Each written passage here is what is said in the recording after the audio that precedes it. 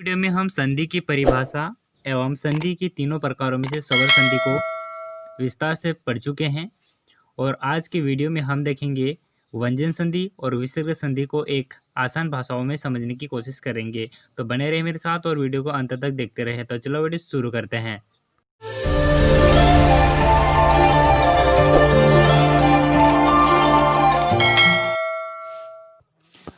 व्यंजन संधि। व्यंजन संधि को नोट याद रखिएगा, जिस पर भी हो बिंदु, इस प्रकार का बिंदु लगी हुई रहती हैं तो व्यंजन संधि होगी। व्यंजन संधि की परिभाषा है, व्यंजन के बाद स्वर या व्यंजन आने से जो परिवर्तन होता है वह व्यंजन संधि कहलाती है, जिसे 1/1/2 व्यंजन आए तो वह व्यंजन संधि होगी।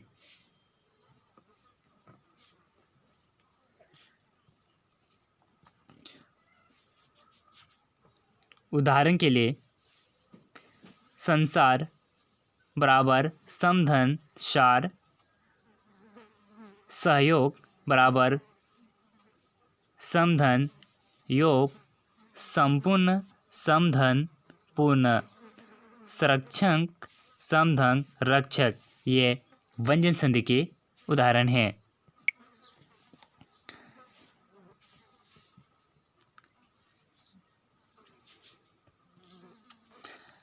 व्यंजन संधि के कुछ नियम हैं।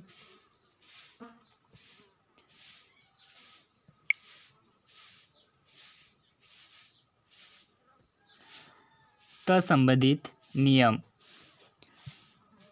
तत्संबंधित नियम पहला है। तत्संबंधित नियम का पहला नियम है, त के बाद यदि ल हो तो का आधा ल यानी ल हो जाता है। जैसे उदाहरण के लिए ततम धन लीन तत्लीन, अतम धन लेख अलेख, ततम धन लंबन उल्बंधन, खतम धन लास उल्लास, उत्तम धन लास उल्लास। इस प्रकार यह तत्संबंधित व्यंजन संधि का नियम है। अब हम अगला नियम देखते हैं।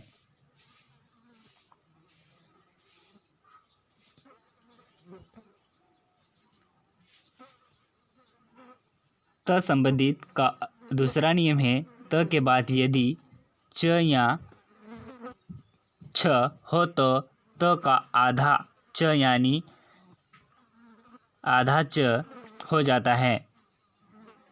तो गाइस, यदि त के बाद यदि च या छ हो तो त का आधा च यानी च हो जाता है। जैसे उदाहरण के लिए उत्तम धन चारण उच्चारण, सतम धन चरित्र चरित्र। जैसे आपको दिखाई दे रहा है कि यहाँ पे आधा च बन रहा है।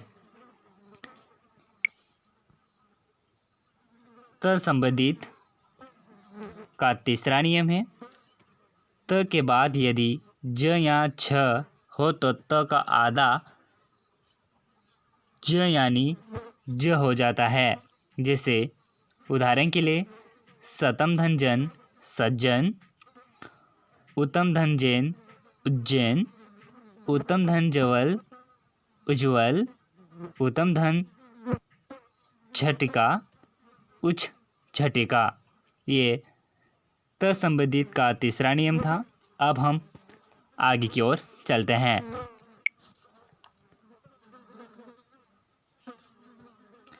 तत्संबंधित का चौथा नियम है, त के बाद यदि षष्ठ हो तो त का ध तथा ह का ध हो जाता है।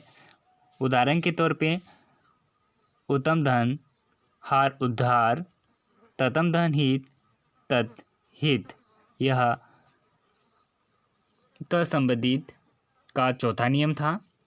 आई होप आपको वीडियो पसंद आ रहा होगा। अब हम आगे की ओर चलते हैं। अगला नियम है हमारा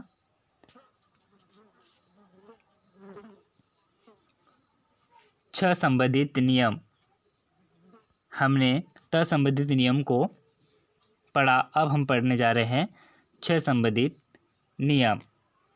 छ से पहले कोई लघु स्वर हो तो छ च यानी च जोड़ देते हैं। जैसे उदाहरण के लिए अनुच्छेद अनुच्छेद, वि+ छेद विच्छेद, परिधन छेद परिच्छेद, शोधन छेद शोधछेद, यह छ संबंधित नियम के उदाहरण हैं। अब हम अगले नियम की ओर चलते हैं। अगला नियम है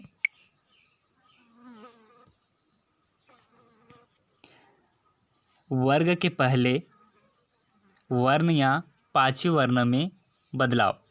यह छ संबंधित का दूसरा नियम है। वर्ण के पहले वर्ण का पांचवें वर्ण में बदलाव। जैसे उदाहरण के लिए यदि किसी वर्ण का पहला वर्ण क च ट थ प का मेल किसी अनुनासिक अर्थात पांचवें वर्ण से हो तो वर्ण का पहला वर्ण अपने ही वर्ण का पांचवा वर्ण में बदल जाएगा। जैसे आप देख सकते हैं, ये सारणी बनाई। इस सारणी में आप देखो, जैसे क प ट थ प, ये सब क्या है? वर्ण है। और ये पांचवें वर्ण है, 1 2 3 4 5, और ये है अनुनासिक। और यहाँ से लेके ये सब क्या है? वर्ण है।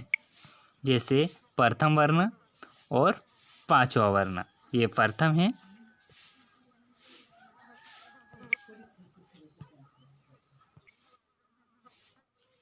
जैसे गाइस, जैसे पहला और ये पांचवा, प्रथम वर्ण और पांचवा वर्ण, और ये इस साइड में दिख रहा है आपको अनुनासिक वर्ण। नोट में परिवर्तन किस प्रकार होगा? अब हम देखते हैं कि इसमें परिवर्तन किस प्रकार होगा। जैसे क, तो वह ड़ में परिवर्तन हो जाएगा।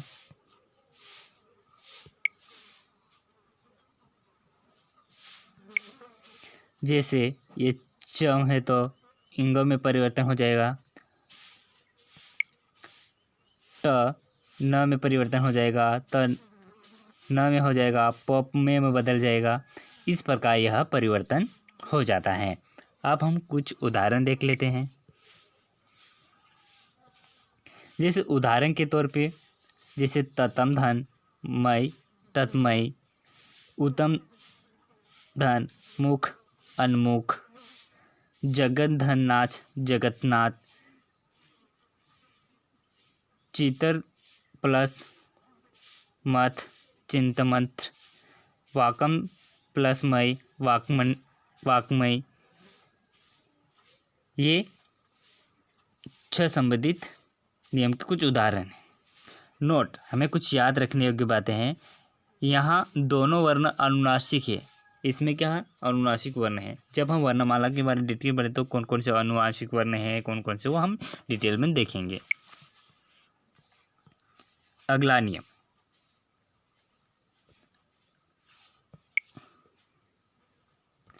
अगला नियम है वर्ण के पहले वर्ण का तीसरा वर्ण में परिवर्तन। इसमें क्या हुआ? इसमें वर्ण के पहले वर्ण का तीसरा वर्ण में परिवर्तन होगा। देखते हैं कैसा परिवर्तन होता है। यदि किसी वर्ण का पहला वर्ण क प ट थ प का मेल किसी सवर्ण या तीसरे चौथे वर्ण से हो, या य र ल व में किसी एक वर्ण से हो, तो वर्ण का पहला वर्ण अपने ही वर्ण के तीसरे वर्ण में बदल जाता है। वो कैसे, देखते हैं। जैसे ये इस साइड में वर्ण है और ये पहला वर्ण तीसरे वर्ण में बदलेगा। ये प्रथम और ये अनुनासिक वर्ण है। जैसा आपको पहला वर्ण तीसरे वर्ण में बदलेगा, जैसे क है तो ख में बदल जाएगा, च है तो ज में बदल जाएगा, ट तो ड में बदल जाएगा, त द में बदल जाएगा, प ब में बदल जाएगा। इस प्रकार यह परिवर्तन होगा। ये परिवर्तन इस प्रकार होता है, जैसा हम देख लेते हैं। जैसा आपको यहाँ पे दिखाई दे रहा है, जैसे क ग में बदल रहा, च में बदल रहा, ट ड में बदल रहा, तो द में बदल रहा, वो ब में बदल रहा। इस प्रकार यह परिवर्तन होता है। जैसे उदाहरण के लिए, जैसे सतम धन गुण, सद्गुण, भगवत प्लस गीता, भगवत गीता, उत्तम धन उद्देश्य, उद्देश्य, दिक्कम धन विजय, दिग्विजय, कपम धन ज, कपच, दिक्कम गज, दिग्गज, दिक्कम अंत, दिगतम, वाकम धनिस, वागिस। यह व्यंजन संधि के उदाहरण है। तो आई होप आपको व्यंजन संधि समझ में आई होगी। अब हम विसर्ग संधि को विस्तार से देखते हैं।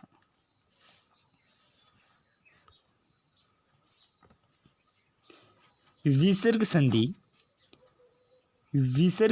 विसर्ग के बाद स्वर या व्यंजन आने से जो परिवर्तन होता है वह विसर्ग संधि कहलाती है। तो गाइस, विसर्ग संधि की परिभाषा क्या है? विसर्ग के बाद स्वर या व्यंजन आने से जो परिवर्तन होता है वो विसर्ग संधि कहलाती है।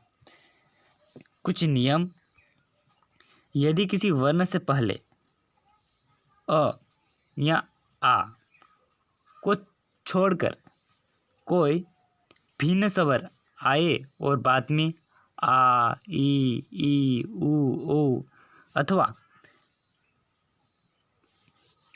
3, 4, 5वां वर्ण आए या य, र, ल, व में से कोई एक वर्ण आए तो विसर्ग का र यति सी हो जाता है। ये नियम है विसर्ग संधि का। ट्रिक: अब हम ट्रिक के माध्यम से कैसे याद कर रहे हैं। विसर्ग यानी 2 बिंदी लगेगी का र या र का हो जाता है। ये कुछ नियम है, आप देख सकते हैं।